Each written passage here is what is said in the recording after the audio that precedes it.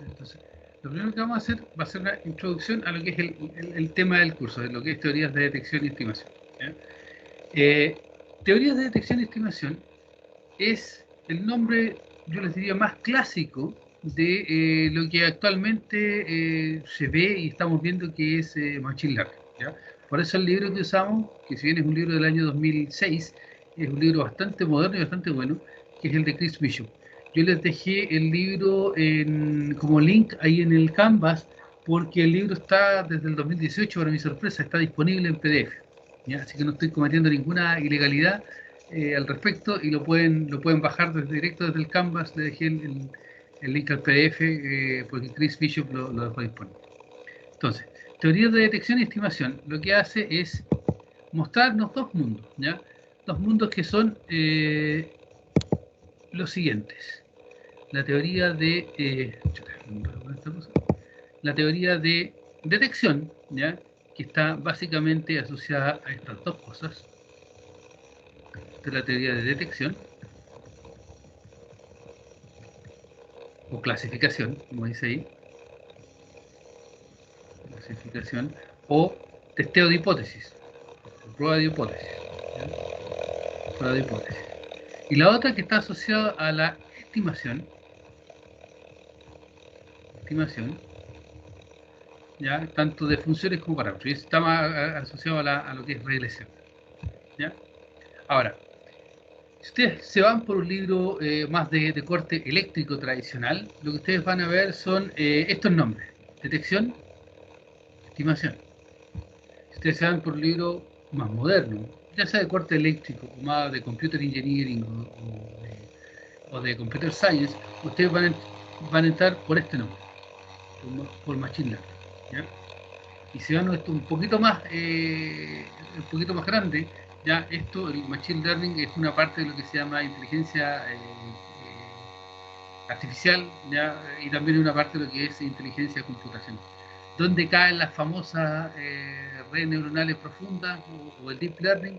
El deep learning es un caso particular de machine learning que usa redes neuronales y en particular redes neuronales profundas. Si cae dentro de esto, el deep learning sería un subconjunto de esta cosa, ¿ya? Básicamente, lo que nosotros hacemos en detección y estimación o en machine learning es, dependiendo del problema que tenemos, nosotros lo que vamos a hacer es detección, si lo que nosotros queremos hacer es lo que se llama inferir, ¿ya? Hacer inferencia de un número finito de opciones, ¿ya? Y cuando nosotros hablamos de estimación, lo que hacemos es inferir un continuum, ¿ya? Es decir, inferir valores reales, ¿ya? O funciones. ¿Cómo hacemos esta inferencia? A partir de datos.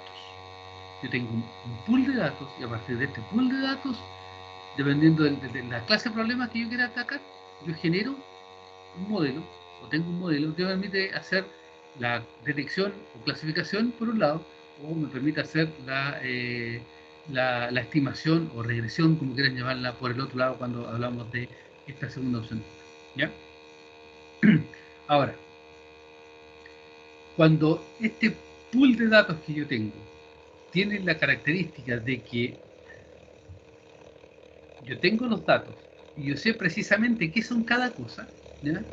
Entonces nosotros hablamos de que este es machine learning, ya, o teoría de detección y estimación del tipo supervisado.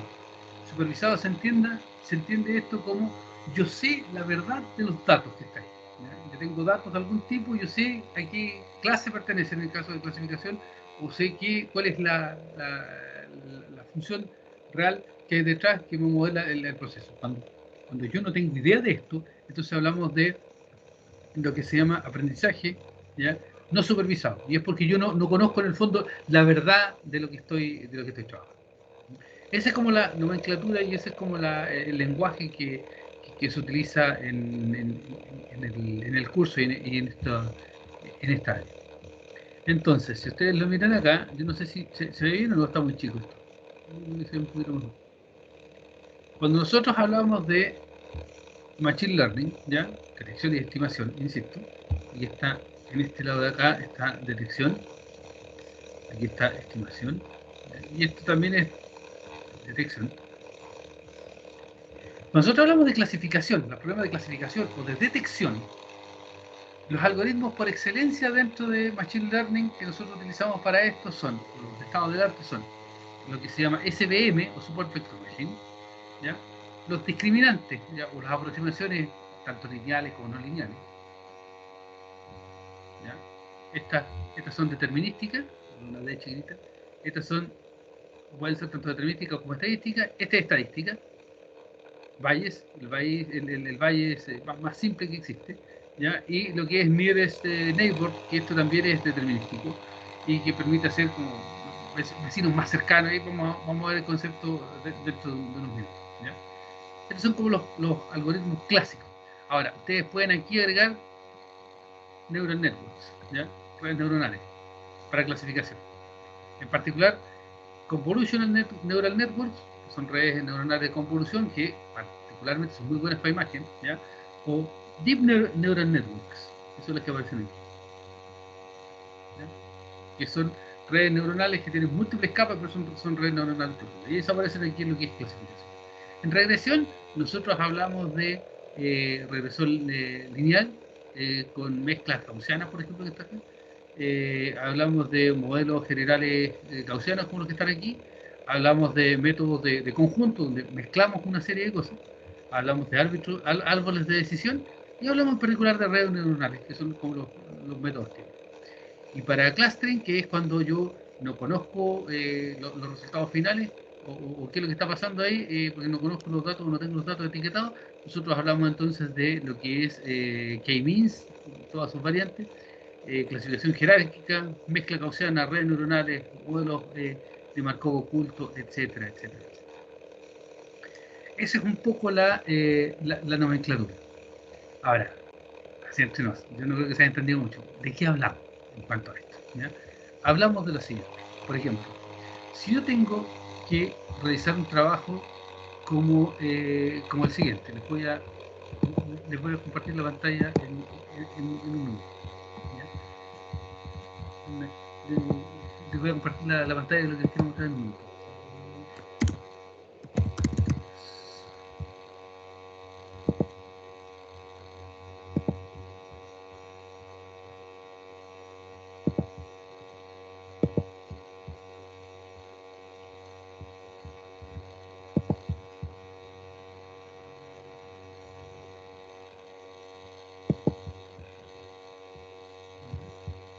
Supongamos que yo quiero hacer, y les voy a dar como ejemplo dos memorias de título que se han hecho acá. ¿Ya? Les voy a mostrar otra vez que está por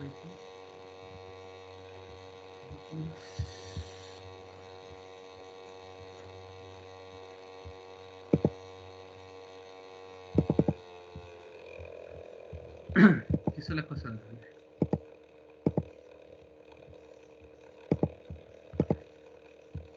Por ejemplo, supongamos que yo tengo una cámara de vigilancia, ¿ya? Yo, yo tengo imágenes captadas con esta cámara de vigilancia o video, lo que ustedes quieran. Y yo quiero, acá, estos son datos de la memoria de Katy Duguet, de telecomunicaciones. Y yo quiero inferir si en esta imágenes que están aquí hay o no hay una multitud presente. ¿Ya? Ustedes claramente ven que estas son imágenes de aquí de la zona. ¿Ya? Esto es lo que se llama un problema de clasificación. Un problema de clasificación, en este caso se trabajó de manera supervisada, donde nosotros, al algoritmo que usamos, que da lo mismo cuál es, le mostramos un montón de imágenes de lo que era una multitud y lo que no era una multitud. No me acuerdo si hay imágenes más abajo donde no hay imágenes que no sean multitud en este caso. Le mostramos estas imágenes, ¿ya? Y le dije, mire, en esta porción de acá lo que se ve es una multitud, en esta otra se ve otra cosa, etcétera, etcétera. Y ahora el algoritmo es capaz de inferir en una imagen donde existe una multitud. Y dependiendo de cómo lo entrenemos, nos va a hacer y para este caso acá, por cómo lo habíamos visto, dice que estos trozos de ahí son multitud, cuando en realidad si ustedes, seres humanos, pueden ver que una multitud es en este caso algo muchísimo más, más grande que esto, ¿cierto? La multitud la ven como que es todo esto acá. Esa zona. Es una multitud completa. Pero de la manera que se entrenó esto, como están estos parches ahí, que el agüita de la Plaza Brus, no lo entienden. Ustedes entenderán que aquí, esta zona de acá, también es una multitud, ¿ya? Pero el algoritmo también falló en la precisión. Esta anduvo mejor, infiere esa parte ahí. Entonces, un problema de clasificación pasa por, fíjense el approach, nosotros le mostramos imágenes, hartas imágenes a un algoritmo, y en esa imagen nosotros dijimos, miren, en esta zona hay una multitud, en esta zona hay una multitud. Y en base a eso, aprende qué es lo que es una multitud, y después yo les muestro una imagen y es capaz de determinar si hay una multitud en ella, ¿ya? Ese es un approach. ¿Se fijan? Aquí, de acuerdo a cómo se entrenó de nuevo, entiende que esta es una multitud, que aquí solamente se zona de una multitud, pero acá no entiende, producto probablemente de la bandera. De hecho, nosotros le enseñamos que era una multitud sin muchas banderas y sin muchas cosas. Estábamos interesados en otro tipo de problemas, no en detectar protestas como en este caso de acá. ¿Ya? Pero el algoritmo entiende que cuando hay muchas personas, cabezas o las formas que entienda, encuentra una multitud. ¿Ya? Este es un claro ejemplo de lo que es detección. Nosotros sabemos lo que es una multitud, le damos el ejemplo de lo que es una multitud, en este caso a este tipo de algoritmo, ¿ya? Y el algoritmo aprende. Este caso fue hecho con redes neuronales convolucionales, ¿ya? Con CNN, ¿ya? Y del tipo Deep Neural Networks. ¿Ya? Tenemos con un montón de fotos, se demora un montón en entrenarse, pero aprende. Otro ejemplo acá, que también es asociado a clasificación, lo que nosotros hicimos acá fue generar un clasificador, en este caso, para potenciar un sistema de recomendación de cerveza. Ya aquí está después la aplicación desarrollada, etcétera, uno tiene varias entradas. Pero lo que hicimos acá, o cómo miramos esto, es de la siguiente manera. Nosotros primero desarrollamos una representación de lo que es una cerveza, ¿ya? Y para eso generamos esa representación en base a un modelo. Y ese modelo lo hicimos a través del concepto de cata de cerveza, ¿ya? Cuando uno cata una cerveza, un vino, lo que sea, hay varios procesos, varias fases involucradas en esto. Y son lo que se llama la fase visual, la fase olfativa, la fase gustativa, ¿ya? Y la valoración final. La fase visual consiste en mirar lo que uno está tomando. Y ahí uno le aprecia, como dice ahí, el color, qué tan limpia es ¿cierto? La cerveza, si tiene sedimento, etcétera, etcétera, ¿ya? Lo mira si se ve como espeso o no, ¿ya? Si se ve grueso o no. Y le mira la espuma. La fase olfativa, uno usa la nariz para determinar ciertos colores asociados. La fase gustativa es, bueno, empieza la parte más entretenida, ¿cierto? Probar, en este caso la cerveza, con la punta de la lengua y después con la parte de atrás de la lengua. Y después uno hace una valoración final que consiste en decir, mira, la cerveza es de tal o cual manera porque me recuerda a tales o cuales cosas, ¿ya? Y si me recuerda a tales o cuales cosas es un poco el objetivo de esta cosa. Entonces nosotros generamos, y esto va asociado con la otra cosa, generamos un modelo basado en básicamente estos 4 macroparámetros, ¿ya? Lo que yo podía obtener de manera visual, lo que yo podía obtener de manera olfativa, lo que podía obtener de manera gustativa y un overall, una valoración final. En base a esto, entonces nosotros lo que hicimos fue crear un vector de características donde, por ejemplo, para la fase visual, ¿ya? Nosotros consideramos distintos colores. Y para los distintos colores le asociábamos valores, ¿ya? Valores, que eran estos de acá. Y estos valores finalmente los traducíamos en un número, ¿ya? Este vector de características en el caso de la fase visual era un vector de dimensión 43. Perdón, estoy loco. 51.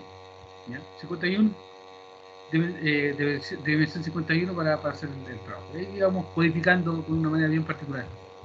Después, para la fase olfativa hicimos lo mismo, ¿ya? Un vector ahora de 103 características, donde codificábamos cada una de las cosas. Y así. Y nosotros generamos un modelo, y en base a este modelo, nosotros, por ejemplo, le pedí a una persona que nos dijera cuáles cervezas le gustaban. Con este modelo nosotros tomábamos esa representación y después buscábamos cuáles cervezas eran las más parecidas, ¿ya? Hacíamos un problema o resolvíamos un problema de clasificación.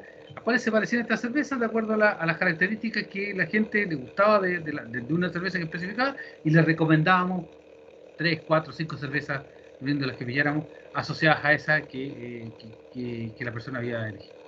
De nuevo, en este caso nosotros conocíamos, para nuestro modelo, conocíamos qué tipo de cerveza era y para el sistema de recomendación, de nuevo conocíamos lo que estábamos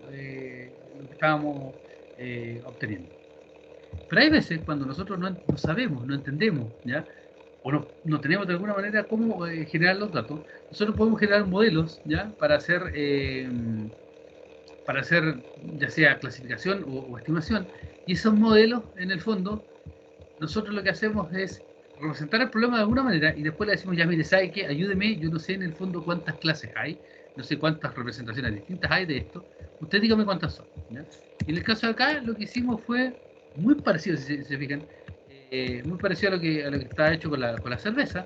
Lo que nosotros hicimos fue analizar lo que se llama ley de antena de telecomunicaciones. ¿Ya? Para la ley de antena de telecomunicaciones hay una serie de parámetros asociados, ¿ya? Que están relacionados con lo que es, aquí dice, la salud y la exposición de las personas a la radiación. ¿Ya? ¿Qué quiere decir con cuánta radiación se emite? ¿Ya? Cuáles son qué tan cerca pueden estar las antenas de, qué sé yo, lugares como jardín infantil, hospitales, etcétera. Después hay otra serie de características que tienen que ver con cuánto puede participar los ciudadanos en el proceso de instalación de una antena cerca de mi casa, por ejemplo. Otra es qué tan fregado es el proceso para la compañía que quiere instalar una antena, realizar la tramitación, iniciar las obras.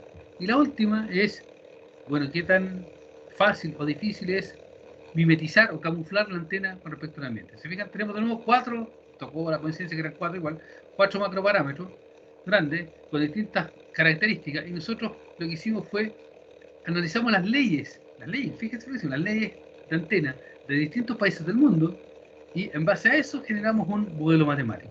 Y ese modelo matemático, ahí hicimos inferencia de nuevo, nos permitió representar esto de una manera que a ustedes les va a llamar muchísimo la atención. Ahí están, aquí hay puros clusters y cosas que ustedes han visto en otros lados. Pero acá está lo modelo de representación. ¿Ya? Esta es nuestra estimación de qué es lo que está pasando.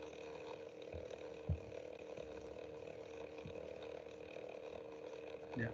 Generamos en base a estas 4 macrocategorías grandes, generamos un vector de características, creo que eran 17, ¿ya? Distintos. Y lo que vemos es que el proceso de instalar antenas en distintos países, como se observa ahí, lo puedo representar en este modelo gráfico, ¿ya? Que son las caras de Chernoff, ¿ya? Me permiten a mí decir, por ejemplo, si yo miro eso, me permite decir que en realidad el proceso de instalar antenas en Perú, en Ecuador, en Colombia, en Brasil, en Uruguay, en Venezuela, en Argentina, claro, tiene sus bemoles, tiene sus variaciones, pero no es muy distinto entre sí. ¿Ya? Nos dice también que pareciera ser que es un poco parecido al de Alemania y al de Australia. Ahí podemos empezar a jugar, pero definitivamente es distinto del proceso en Austria, el proceso en Polonia, en Luxemburgo, en Eslovenia, ¿ya? En Chile, en Italia, etc. Y ahora puedo hacer, como no conozco qué es lo que está pasando ahí, puedo hacer un clúster y dividir esto en una serie de grupos similares, ya, con características similares que a mí se me gustan. ¿Ya? Lo que le estoy tratando de mostrar y decir con todo esto es que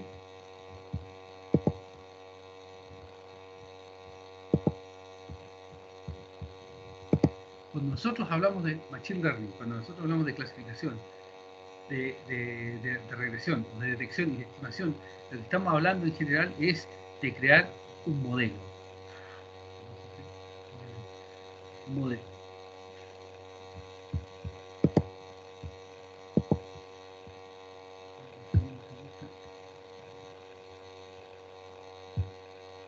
No sé qué le pasó a esto, se puso lento.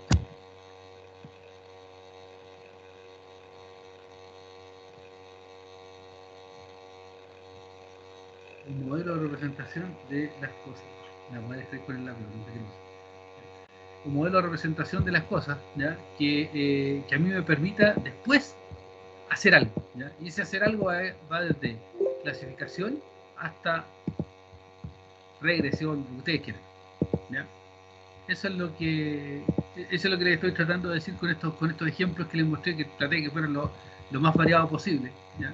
Para mostrarles la gracia y la pertinencia de lo que vamos a ver y lo que estamos haciendo, o sea, y lo que queremos hacer en el contexto del curso.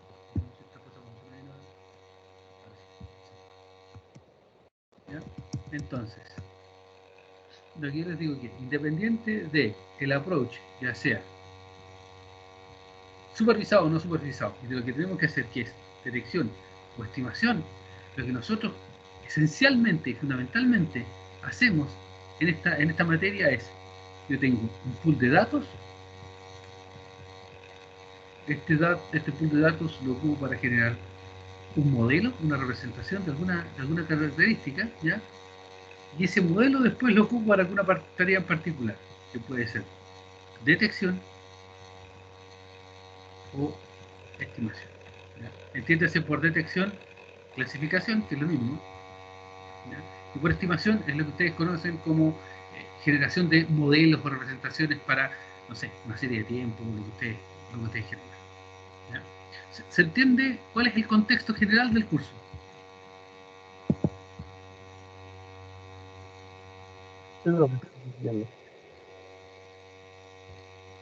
¿Ya? ¿Les parece por ahora interesante la, la cantidad de cosas que se pueden hacer y la variedad de las cosas que se pueden hacer?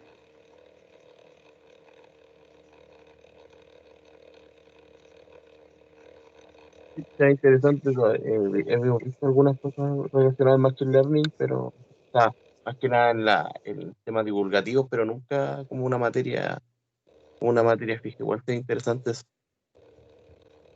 ¿Ya? Lo que me interesa que les quede claro es que más allá del algoritmo, de la técnica, de los datos, aquí hay un problema fundamental que pasa por, yo tengo una situación, algo que yo quiero trabajar con ella, ¿ya? Donde el escribir ecuaciones, ¿ya? Y aquí está la primera parte, el escribir ecuaciones no es buena idea, ¿ya? El escribir un modelo matemático del tipo, no sé, una ecuación de primer orden, una ecuación diferencial o así, no es buena idea, ¿ya? ¿Por qué no es buena idea? Porque si hacemos una cosa así, lo más probable es que el problema que yo esté analizando no se mantenga, ¿ya? O ese modelo no sea todo el rato constante en el tiempo, ¿ya? Que tengamos un sistema que sea, por ejemplo, lineal, todo el rato lineal, pero de parámetros variables. Entonces, en esos casos, no es bueno utilizar un approach donde tengamos una ecuacióncita, ¿ya? O un conjunto de ecuaciones o algo mucho más complejo.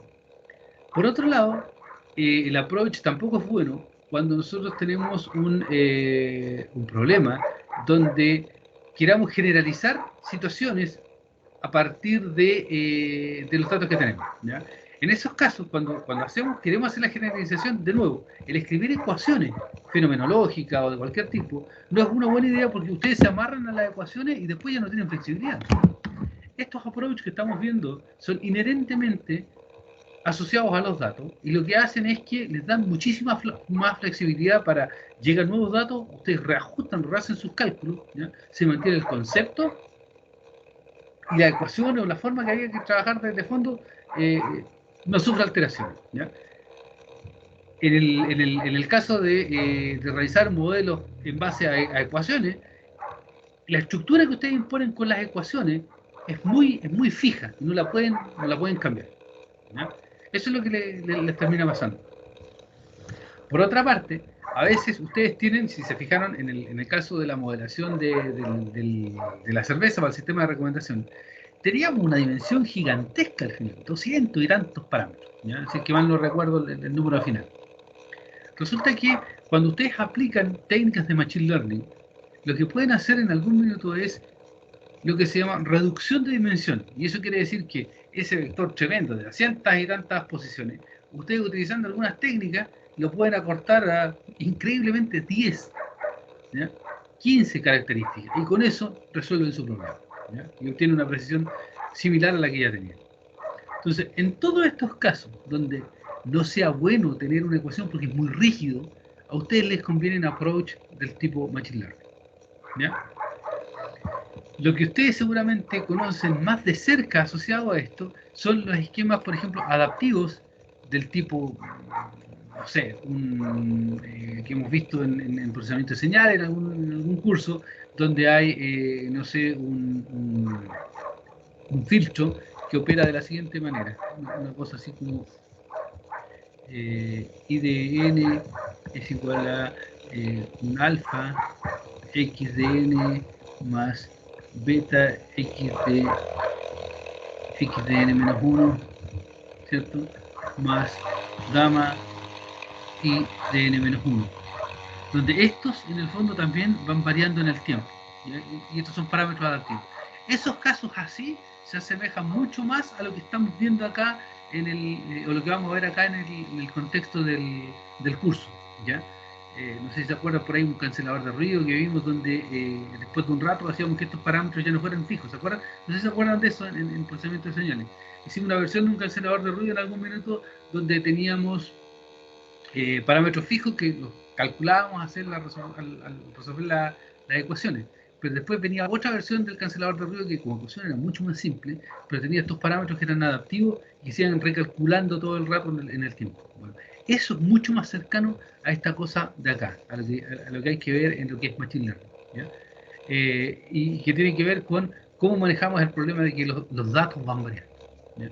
Y si se fijan, de acuerdo a lo que yo les acabo de comentar de cómo generamos este modelo también es bien flexible, porque yo ya no dependo de ecuaciones que me modelen el comportamiento, sino que hago estos vectores de características o busco características que son las que me representan de una u otra manera el problema que yo estoy trabajando, ¿ya? Y estas características, como les mostré en el caso de la cerveza, eran, por ejemplo, las 4 fases de la cata, o son cosas que están relacionadas con el problema, pero que no los amarran a escribir una ecuación, ¿ya?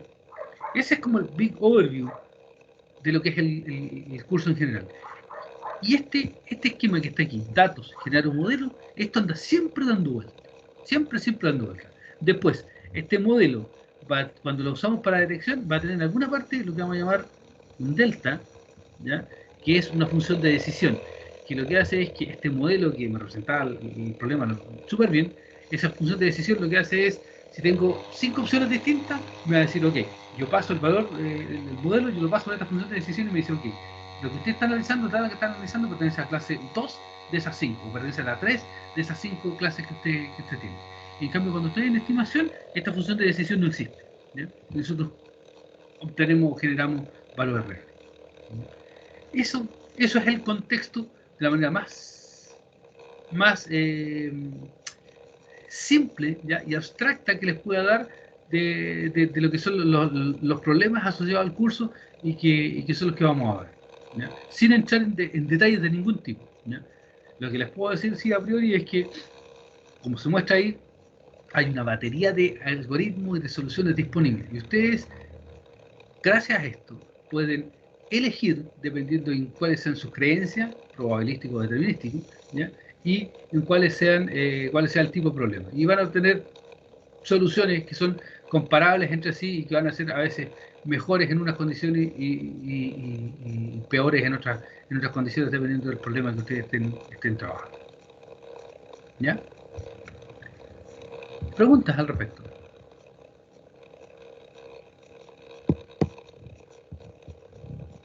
Preguntas al respecto.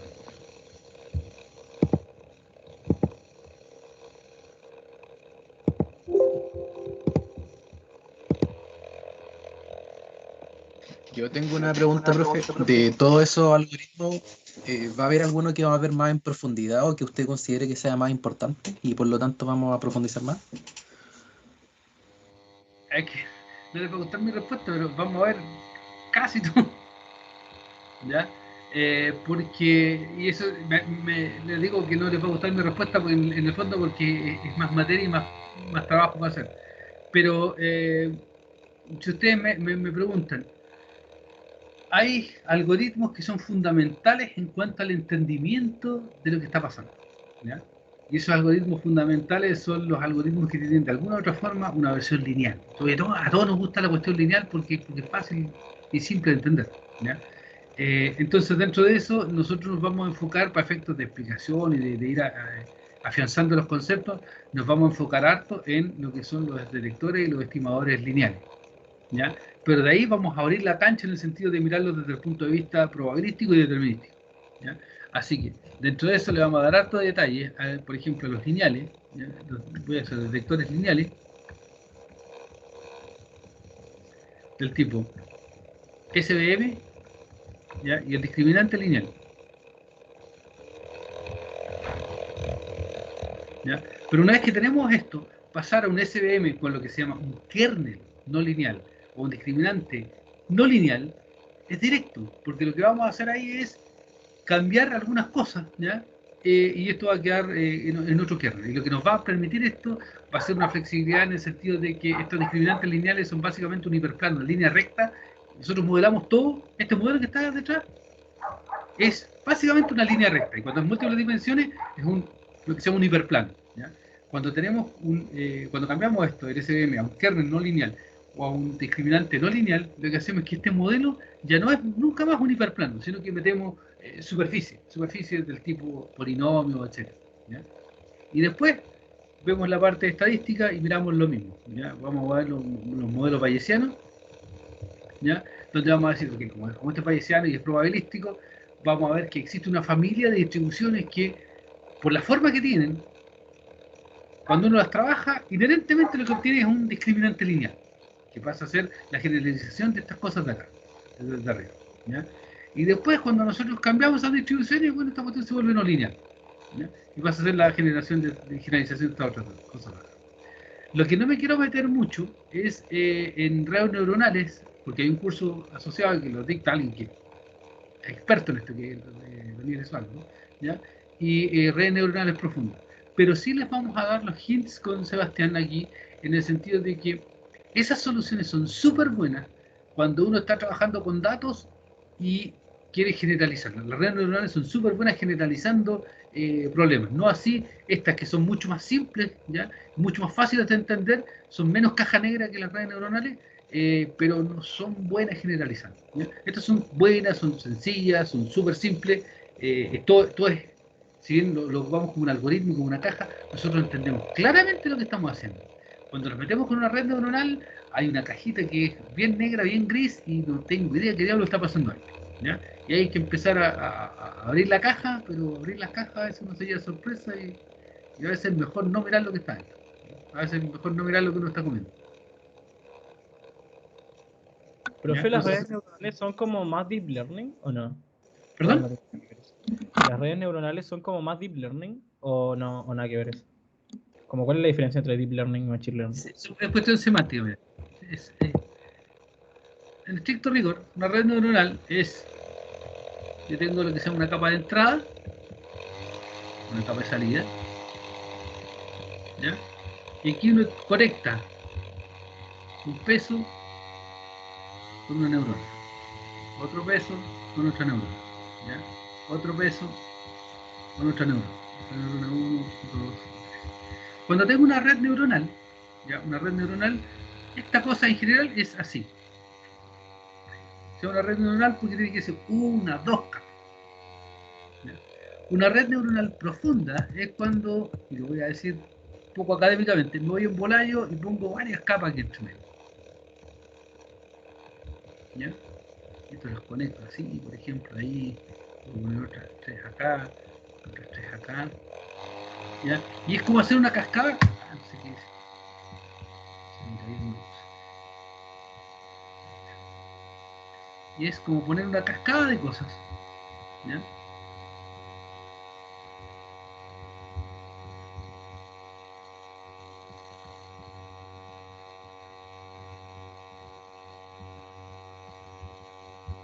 Cuando tengo muchas capas, esto se llama una red neuronal profunda. ¿Ya? Entonces, la diferencia entre red neuronal y red neuronal profunda es cuántas capas tú tienes. Chuta, esta es la capa de salida, le agarré esta esquina que ese era el auto. Profe, parece que ya no está compartiendo pantalla. Es que se me cayó esta cuestión. Gracias. Ahí sí. ¿Ya? Aquí tengo lo que estaba compartiendo antes. Una red neuronal es cuando el número de capas entre la capa de entrada y la capa de salida es bajo. 1, 2. La red neuronal profunda es cuando pongo, no sé, 5, 10 capas. ¿Ya? Y eso se llama una red neuronal profunda. Después vienen redes neuronales, ¿ya? Pocas capas adentro. Deep Neural Network, red neuronal profunda. Tengo varias capas adentro. CNN. Son redes neuronales donde uno lo que hace es hacer una convolución aquí, en vez de una combinación lineal como lo que está ahí. ¿Ya? Esas son las redes convolucionales. Y después hay otras redes que se llaman de... que tienen realimentación hacia atrás en la etapa. ¿Se me fue el nombre?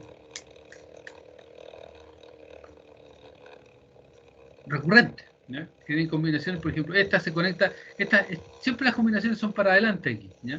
Pero hay redes donde ustedes conectan esto hacia atrás, por ejemplo, ¿ya? O hacia adelante y hacia atrás. Eso se llaman redes recurrentes y les permiten modelar otro tipo de cosas, ¿ya? Ahí es un poco la taxonomía y la nomenclatura de las redes neuronales. En el curso, insisto, no las vamos a ver porque hay un curso especial dedicado a esto que ustedes pueden tomar, tanto con Daniel como creo que en informática, Guillermo Cabrera dicta otro curso. ¿Ya? Pero sí les vamos a dar hints de cuándo es bueno, cuándo es malo ocuparlo, cuándo no es necesario. Cuando uno ocupa, por ejemplo, de este tipo de redes neuronales profundas para resolver algunos problemas, a veces en el fondo está usando artillería demasiado pesada para atacar un problema. ¿Ya? ¿Alguna otra pregunta con respecto a eso? O con respecto a lo que estábamos viendo.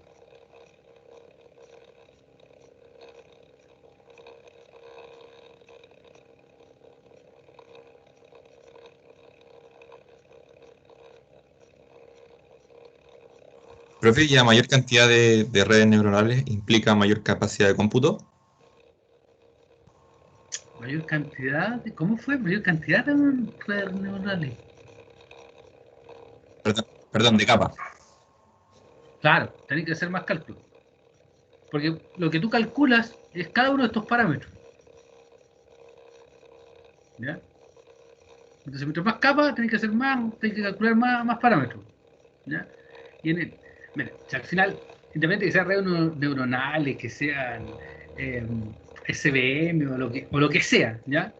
En el fondo, cuando ustedes tienen cualquiera de estos approaches, insisto, tienen un modelo, tienen datos, ¿ya? Y de una u otra manera, ustedes van a terminar resolviendo un sistema de ecuaciones, que puede ser lineal, no lineal o como sea, pero su modelo va a imponer una estructura y parámetros. Por ejemplo, aquí nosotros imponemos estos parámetros de ahí, que son combinaciones lineales. Entonces lo que yo voy a terminar resolviendo son, para los datos yo voy a tener X, Y, ¿ya? Y un número de datos, su Y, donde X son lo que vamos a llamar las variables explicatorias, las variables independientes, y el Y son las variables dependientes. Ya las Y sub Y son funciones de las X sub. ¿Ok? Entonces, finalmente, como yo lo que hago es imponer esto, ¿ya? Esto en el fondo, esa es una Y por cierto, ¿ya? Y sub Y. Lo que hago es Y sub Y de X sub Y va a ser igual a una función F, que en este caso aquí van a ser puras combinaciones lineales, una función F de los X sub Y. ¿ya? Y si yo quiero, porque yo voy a conocer estos, yo voy a conocer esto, yo voy a conocer la forma porque lo impongo. Aquí me van a aparecer, en el fondo,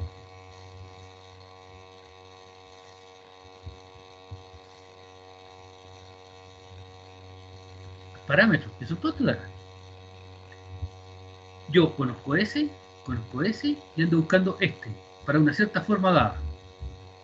¿Ya? Y esta forma dada es, si son redes neuronales, tiene una cierta forma. Si es un kernel lineal, tiene una cierta forma. Si es un discriminante lineal, tiene otra forma. Si es un SVM, tiene otra forma.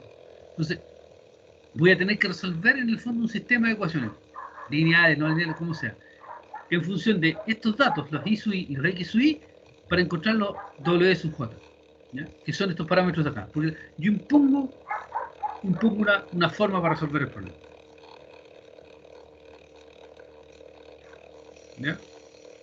Aquí espero que nadie me quiera pegar ni nada por el estilo, porque les voy a traer un mal recuerdo, creo.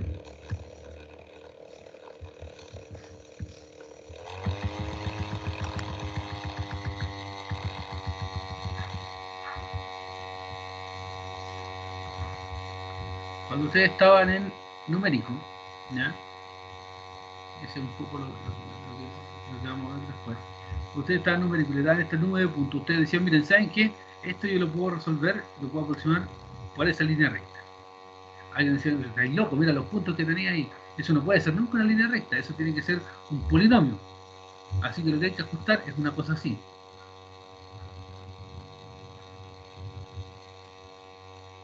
¿Cierto? ¿Cómo hacían este trabajo? A ustedes les daban los puntos, ¿ya? Les daban los puntos, cada uno de estos era, cada uno de esos de ahí es un X sub I y sub I. Y tenían hartos puntos. Y decían, bueno, ¿sabe qué? Cuando es línea recta, yo sé que los puntos van a tener que cumplir con X sub I es igual a por, X sub I es igual a A por X sub I más B. Y ustedes buscaban A y B por una serie de puntos que tenían. Y otros decían, no, esta cuestión es cúbica. Un típico spline cúbico que tenían. Entonces esto era A3 por X sub I al cubo más A2 por X sub I al cuadrado más A1 por X sub I más A0. Y ahora reemplazaban todos esos puntos que tenían y tenían que encontrarme 3, 2, 1 y 0. ¿Ya? Y resolvían ahí un sistema de ecuación. Eso es, en el fondo, eso es lo que están haciendo todo el rato. ¿Ya? La teoría de detección y estimación no es nada más que eso. Lo que estoy haciendo aquí en particular es estimación. Porque estoy aproximando funciones. Si por algún motivo digo, ¿sabe qué? Hay dos clases aquí. ¿Ya? De aquí voy a marcar como... Si digo, de aquí para arriba es clase 1, de aquí para abajo es clase 0, entonces, bueno, agrego una función de decisión que diga ya, ok, si el valor que yo predigo es mayor que este numerito de aquí, no sé cómo le di 0, ¿ya? Entonces digo 1, y si no es 0. Esa es la llamada función de decisión que nosotros aplicamos aquí. Va a ser un delta sobre los insumos, ¿ya? Que va a ser 0 en un caso, 1 en el otro. Y esto va a ser cuando el delta es mayor que el delta de I sub I, va a ser, vamos a tener que compararlo aquí con un cierto numerito que casualmente es ese I sub 0. Eso es todo el curso. Lo que acabo de mostrarle es todo el curso. Esta opción de acá, la línea recta, es un algoritmo lineal. Esto de abajo es otro algoritmo, no lineal. El resto son detalles.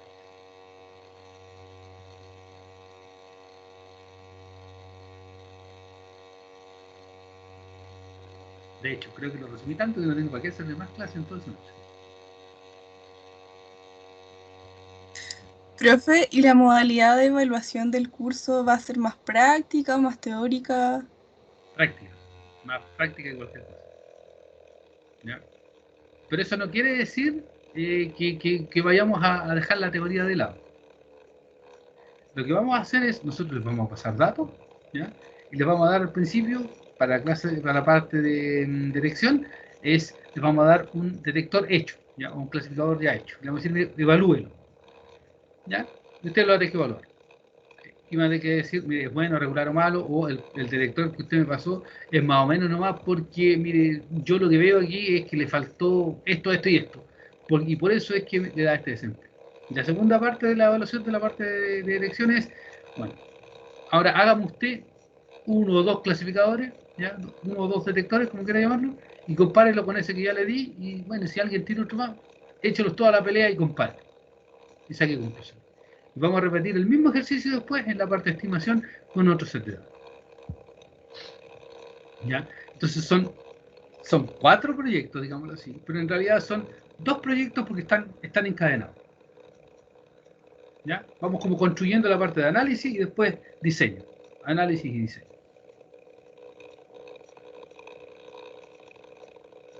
¿Y eso en qué programa sería, profe? ¿En qué quieres trabajar? No sé qué será mejor para esto. Mira, MATLAB, si tú sabes MATLAB ya, usa MATLAB. Ya.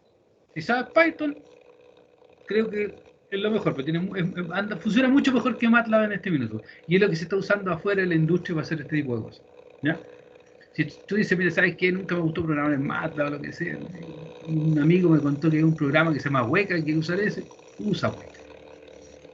Si tú me dices, ¿sabes qué? No, yo soy, no sé, yo voy contra todas las tendencias, voy a usar Julia, usa. Yo voy a usar R, usa R.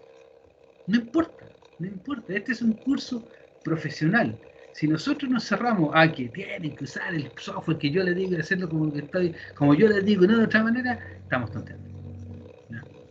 Este es un curso profesional, es un curso de posgrado, y lo que interesa es que ustedes entiendan los fundamentos, ¿ya? Lo que le acabo de dar aquí puede parecer ridículo, pero este es el fundamento de toda la teoría, o el resumen de toda la teoría que vamos a ver en el curso. ¿Ya?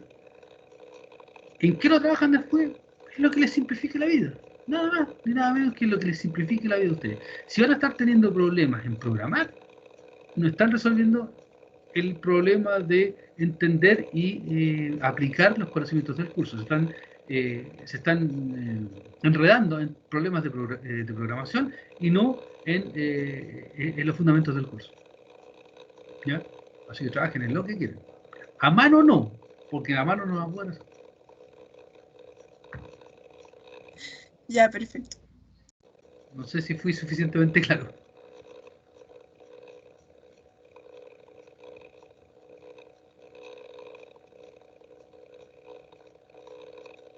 ¿Algo más?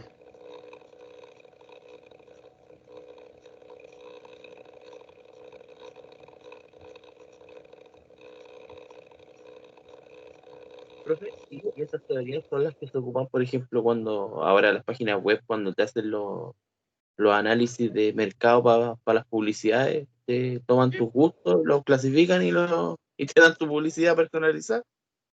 Pero si por eso te piden que te loguees. Para ir recolectando tus datos y ahí con el login ya tú vas generando el perfil. Esto siempre tiene 2 lecturas, ¿cierto? A mí me encanta que me den publicidad dirigida a mis gustos, porque de repente hay algo que uno necesita, ¿ya? Pero viene después el problema de que es lo que si te ofrecen mucho y uno es tentado, terminas comprando cosas que no necesitáis. Y por otro lado, si tus compadres te empiezan a vender tus datos a otras personas, como lo hace Facebook en general. ¿Ya? Pero esto no es nada más ni nada menos que esto. ¿Ya? Y por eso es que también les muestro ejemplos de memorias de título, les voy a mostrar también ejemplos de proyectos que hemos desarrollado para que ustedes vean que lo que usamos y lo que hacemos es esto, estamos usando estas técnicas para resolver problemas. ¿Ya? Si ustedes le preguntan a Sebastián qué es lo que está haciendo en un proyecto FONDEF relacionado con el conteo de personas, está usando redes neuronales, en ese caso profunda, porque ahí el problema es más complicado nomás, para resolver el problema. ¿Ya? ¿Qué es lo que usamos nosotros en otro para discriminar pescado? Bueno, terminamos usando redes neuronales profundas porque después hay que llevarlo a terreno, ¿cierto? Una planta. Entonces ahí si usábamos los SVM o las cosas que teníamos ahí, se ponía medio... o sea, era malo generalizando. pero van a haber situaciones para todo, ¿ya? Y hay veces que es mucho más fácil utilizar un SVM o un discriminante lineal y ustedes hacen la pega lo suficientemente bien como andar usando artillería más pesada. Pero respondiendo de nuevo a tu pregunta, esto es lo que se usa en el día de hoy para hacer todas las cosas que ustedes ven por distintos lados. Lo que pasa es que le llaman data science o inteligencia artificial. Muchas cosas se hacen con machine learning, ¿ya? Esa es como la herramienta más de facto. No sé, no me recuerdo bien quién me preguntó. Fue, puede haber sido Ignacio, ¿no? Sí, pero aquí estoy. ¿Tú me preguntaste? Sí, lo de la publicidad. Sí. A lo que están más acostumbrados tú como electrónico, recuerdo que tú eres electrónico, y en general lo electrónico y un poco la gente eléctrica también, están más acostumbrados a hacer esto en base a ecuaciones, ¿ya? En base a un poco esto de aquí. Este es el lenguaje que como electrónico, como eléctrico se maneja, aproximar una curva, ¿ya? Lo otro parece como medio raro. Básicamente es lo mismo, más flexible nomás en Machine Learning.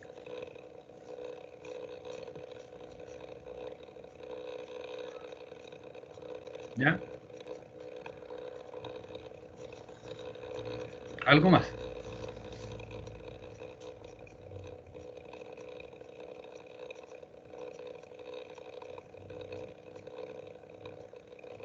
¿Se ve fácil?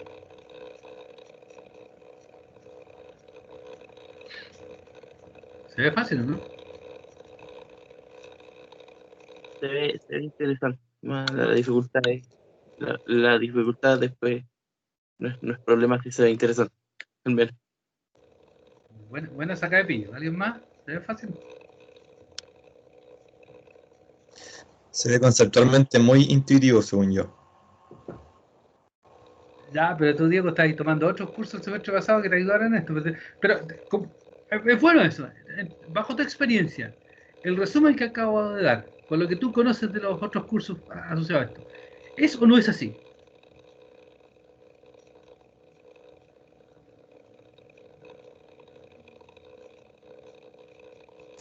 Sí, o sea, la verdad es que nunca no había tomado, no había tenido otra presentación o otra introducción a este tipo de, de computación, digamos. Pero no es más que esto. O sea, el problema lo pueden siempre pensar como que ustedes están ajustando curvas, ¿ya? Sobre todo para lo que es estimación. Para clasificación es ajustar curvas y una vez que la ajustaron, deciden ya, si hay que partir esto en 5 pedazos, partámoslo en 5 pedazos. Y entonces, de aquí hasta aquí es un pedazo, de aquí hasta acá otro pedazo, etc. Y ahí, esa es la función de decisión de la cual nosotros finalmente hablamos. Pero lo que soporta todo es un modelo de los datos que ustedes tienen, ¿ya?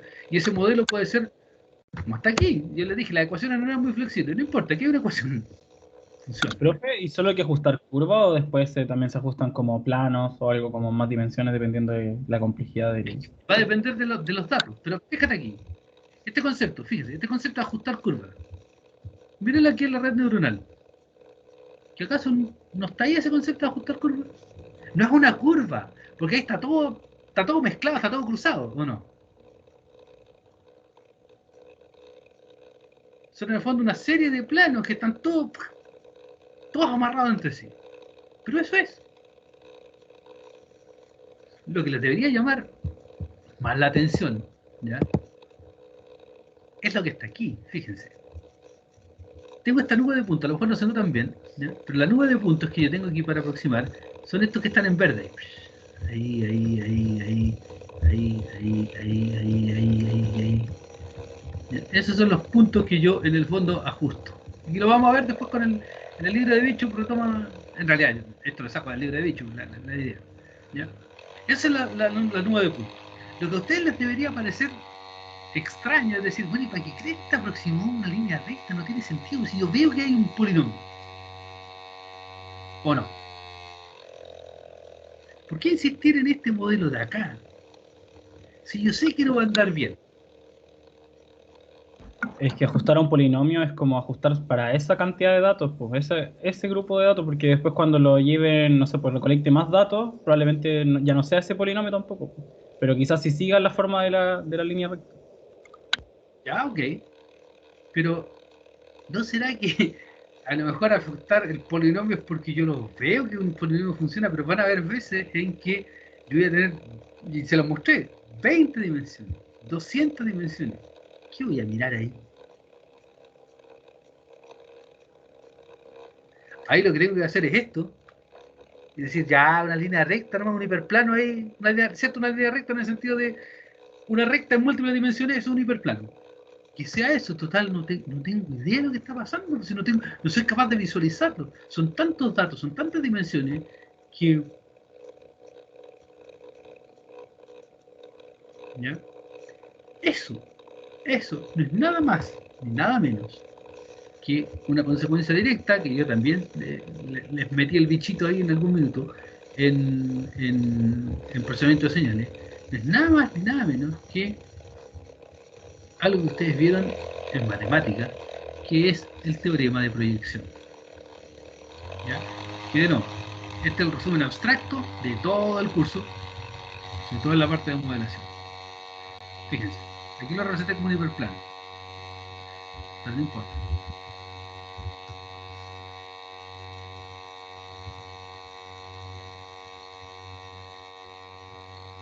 En rojo, en azul. Más de alguno se debe acordar de que este chamullo se los metí en procesamiento señal.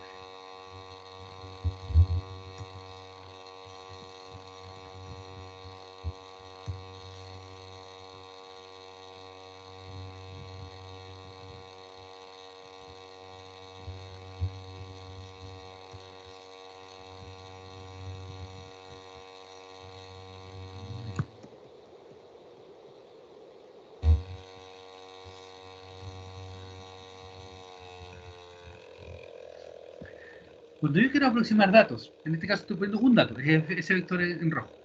Cuando yo quiero aproximar datos, ¿ya? Yo ocupo lo que se llama el teorema de proyección. El teorema de proyección es nada más ni nada menos que yo tengo un operador de proyección que es el producto punto.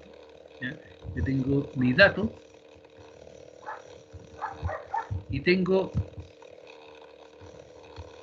una base. Y proyecto ese dato sobre la base. ¿Ya? Eso ustedes lo vieron en la álgebra lineal. Proyecto ese dato sobre esa base. La diferencia de esto, la diferencia entre el dato y lo que proyecto, es lo que yo no soy capaz de proyectar, lo que yo no soy capaz de abstraer, ¿ya? O de representar con la base. Y eso es lo que se llama el error de aproximación, ¿ya? Que es lo que está aquí, que resulta ser, cuando ocupo bien el teorema de proyección, ortogonal a mi proyección, ¿ya? Este de acá, este plano que yo generé ahí, este es el subespacio, técnicamente hablando, generado por la base, ¿ya? Y ahora vuelvo a atrás. Cuando yo digo, miren, ¿saben qué? Estos puntos se aproximan por una línea recta.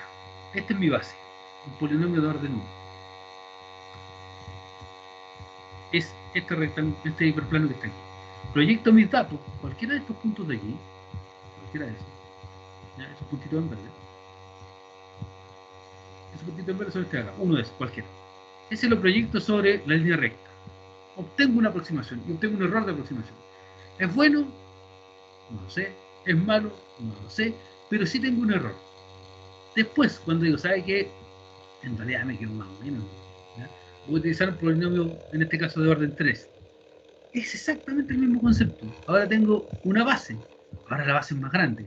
Ahora está este plano que yo dibujé aquí. Ahora este plano me representa la base o el subespacio generado ahora por una base más decentita, que es el polinomio de orden 3. Por lo tanto, comparado con el anterior, este vector de error va a ser más chiquitito. ¿Ya? Esto que yo les acabo de mostrar aquí es lo que se llama el teorema de proyección. Esa es la base. Este es el modelo. Cuando yo me caso con un modelo, en el sentido de, por ejemplo, nosotros usamos Support Vector Machine, ¿ya? Con un kernel lineal. Ah, ok. La representación entonces es lineal de todas las variables que me explican el fenómeno con respecto a los datos. Ok, entonces yo voy a tener generado un subespacio de esta manera que me va a generar un cierto error. Cuando hago un kernel no lineal, me va a generar otra subespacio que lo represento de la misma forma, pero lo que va a hacer en el fondo es que mi error de aproximación sea en general más chiquitito, etc. Y eso es lo que estoy haciendo. Cambio esta Support Vector Machine por redes neuronales. Ahora, este espacio que yo represento aquí, obviamente no va a tener la misma forma que el anterior, sino van a ser distintos. Pero van a permitirme a mí, en el fondo, mirar el mismo problema con distintos modelos, con distintas representaciones, con distintas ópticas. ¿Ya? Y yo voy a generar distintas representaciones para un mismo fenómeno. ¿Ya? Y las aproximaciones que yo obtenga van a tener distintos errores de aproximación y me van a permitir generar una representación. Y a partir de eso, después yo hago mi magia de o clasificar o predecir. Y eso es lo que hacemos en las estimaciones de funciones. Pero este es el soporte matemático que ustedes vieron en álgebra lineal para todo el concepto de estimación.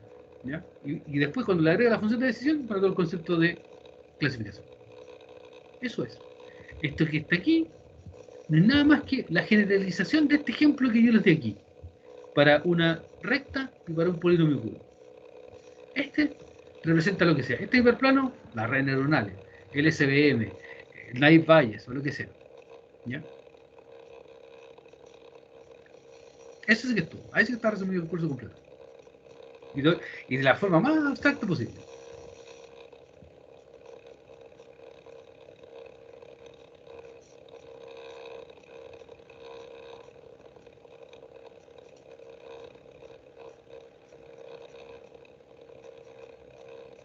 ¿Cómo te parece?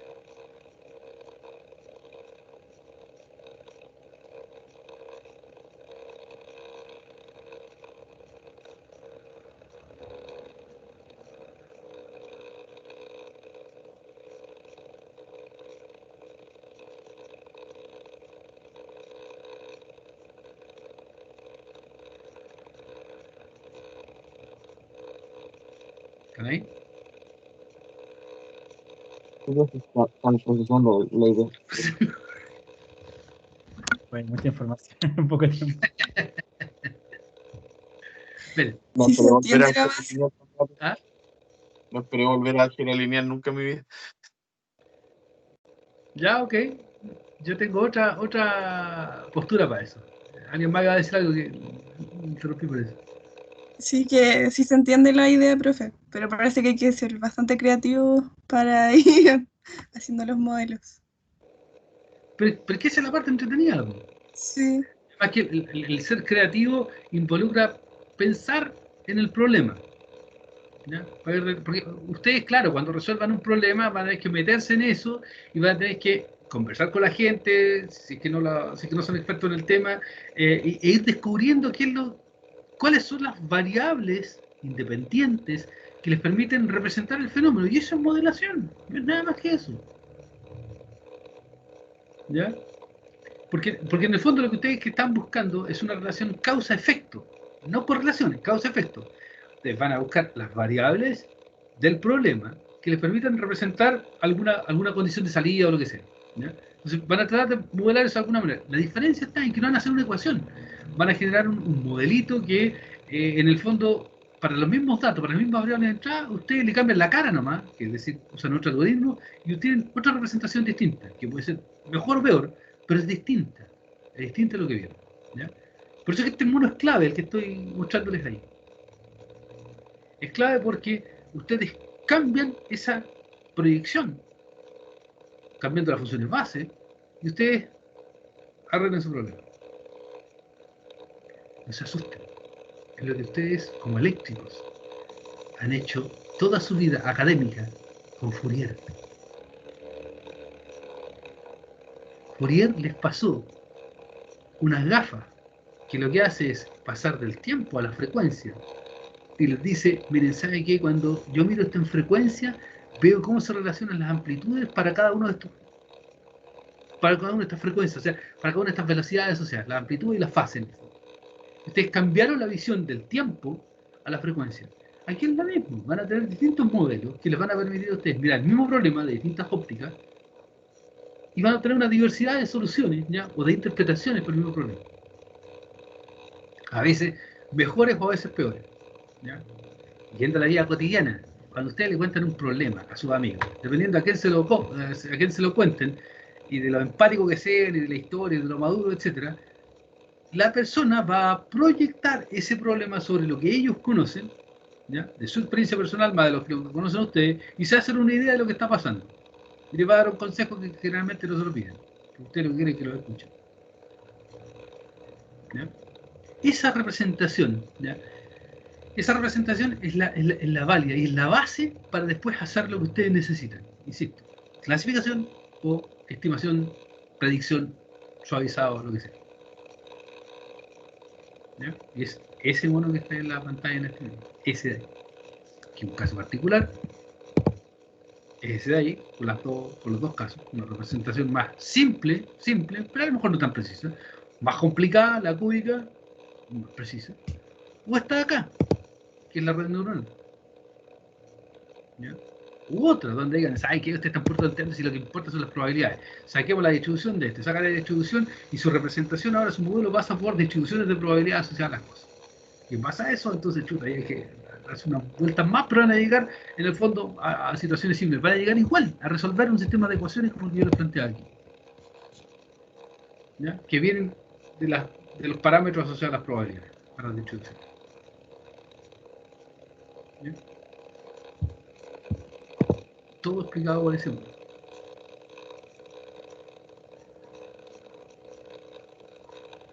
Todo representado de manera súper abstracta, pero clarísimo por ese dibujo. ¿Ya? Que lo que les dice es, miren, ¿saben qué? Si yo quiero representar algo, si el modelo de representación que ocupo es bueno, mi error va a ser chico. Intuitivísimo. No puede ser más intuitivo que eso. Si yo cambio ese modelo de representación por uno más simple, que a lo mejor no es tan preciso, bueno, así es, no voy a obtener más error. Crece la porción ortogonal que esté. Pero así es la vida. Uno paga la simpleza generalmente con errores de algún tipo. ¿Ya? O sea, es muy complicado el modelo, o tiene una súper buena representación, anda a enchufarlo después a un hardware para que haga los cálculos. ¿Ya? O sea, demorar mucho. A lo mejor ni siquiera se puede implementar de manera consistente en un hardware. Ya sí. Profe, ¿hay algún tipo de conjunto de datos que no sean, digamos, que no nos permitan obtener una solución mediante las técnicas que vamos a ver? Buena pregunta. Buena pregunta. La verdad es que la respuesta no la sé. ¿Ya? Pero me cuesta ver que no haya algo que no pueda. En realidad soy tonto, sí, tienes toda la razón. Sí, puedes obtener un modelo que es tan trivial como inútil. Si yo te paso ruido blanco, el ruido blanco son muestras independientes de lo que sea, ¿cierto? En base a eso, entonces, el ruido blanco, tú no vas a poder generar un modelo de representación de esta naturaleza. Lo que vas a poder generar va a ser una representación de la distribución del ruido, ¿ya? Pero después poder hacer predicción en base a eso no te va a servir. Vas a saber la distribución del ruido, pero si quieres ocuparlo para apostar, para hacer algo, no te sirve. ¿Ya? Entonces, desde ese punto de vista, esos casos, por ejemplo, te permiten usar toda esta teoría, pero no te sirve para nada.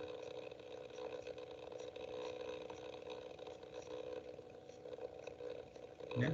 Dicho de otra manera, si tú haces un clasificador, ¿ya? Un detector, que discrimina entre dos casos, ¿cierto? Blanco y negro, y lo haces súper sofisticado con una serie de cosas, y te da un desempeño del 50%, ese detector o ese clasificador es tan útil como una moneda al aire. Tú ni siquiera miráis el dato, tiráis la moneda al aire, cara es blanco, sello es negro, ¿ya? Y listo, tiráis la moneda al aire sin mirar los datos y resuelve el problema. ¿Ya? Cuando estás en presencia de ese tipo de fenómenos, ruido blanco, te pasan estas situaciones y no es que no puedas ocupar las técnicas, lo que pasa es que las puedes ocupar, pero para lo que tú después lo quieres, que es para hacer predicción, ¿ya? O para hacer clasificación, el resultado no te ayuda, no te sirve. ¿Ya? Ya, gracias.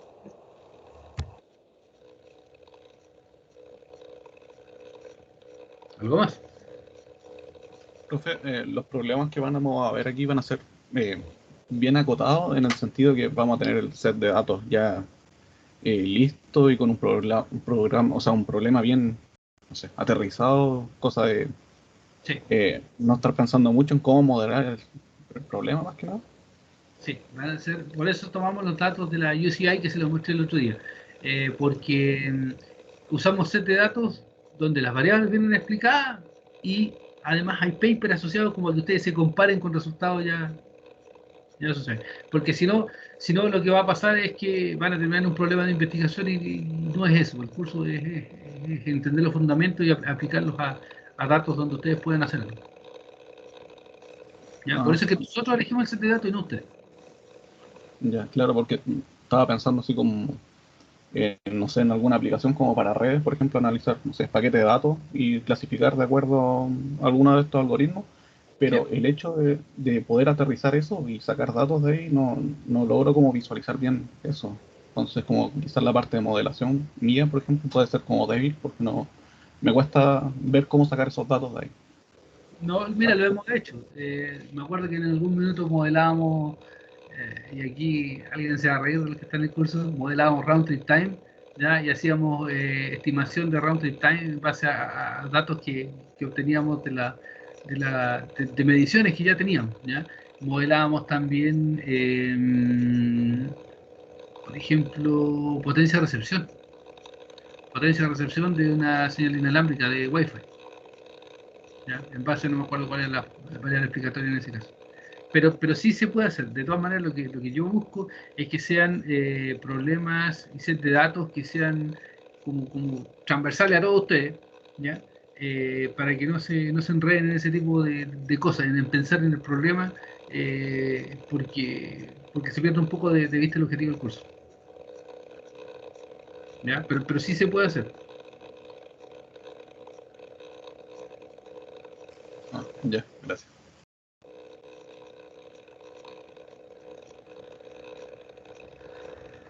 Profe, una duda con respecto a lo que dijo hace un rato atrás sobre implementar este tipo de maquinaria en un hardware.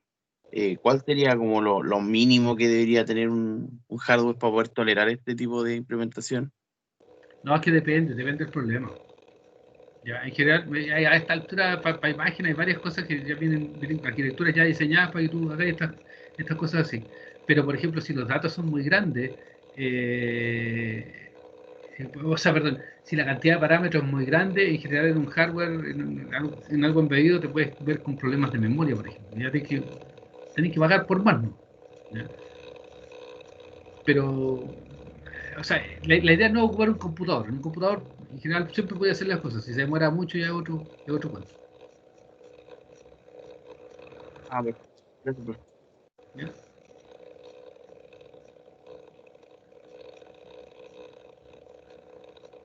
¿Algo más?